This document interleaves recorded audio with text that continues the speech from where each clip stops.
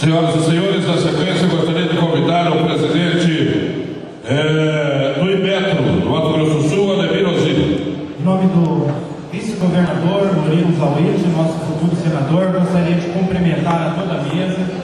E em nome do meu amigo Ari Artuz, gostaria de cumprimentar a todos os cidadãos aqui de Dourados. Em nome do Ilcinho, do Alcione, do Marcos, cumprimentar os meus amigos de Cidrolândia, ex-prefeito Enel, esposa Vilma Felipe.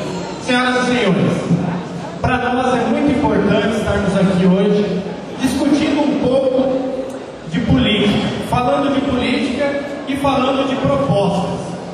Quando nós entramos no partido, no Democratas, nós entramos com um único objetivo: primeiro, de fortalecer essa base política que dá sustentação hoje ao nosso governador André Coutinelli. E dentro desse bloco, nossa principal ideia é fazer com que o nosso senador seja o Murilo Zawid. Estamos aqui hoje para defender o nome desse grande companheiro que é o Murilo para uma das vagas no Senado.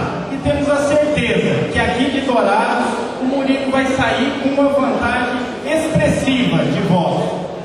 E dentro desse contexto de estar discutindo a política, o Bloco Democrático e Reformista tem o propósito de estar discutindo o que o Brasil precisa para melhorar. Precisamos discutir o agronegócio. Precisamos discutir o jovem hoje na sociedade. O jovem não pode ser um problema para o Brasil. O jovem é a solução para o Brasil. E é isso que nós temos que discutir.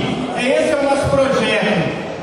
Temos que valorizar os vereadores. O vereador hoje é a base de elo, é o elo de ligação entre a comunidade e entre o executivo. E o vereador hoje está à mercê dos poderes. Ele precisa ser mais valorizado. O Donato, prefeito, veio aqui e expôs que os municípios, as prefeituras estão em dificuldades financeiras.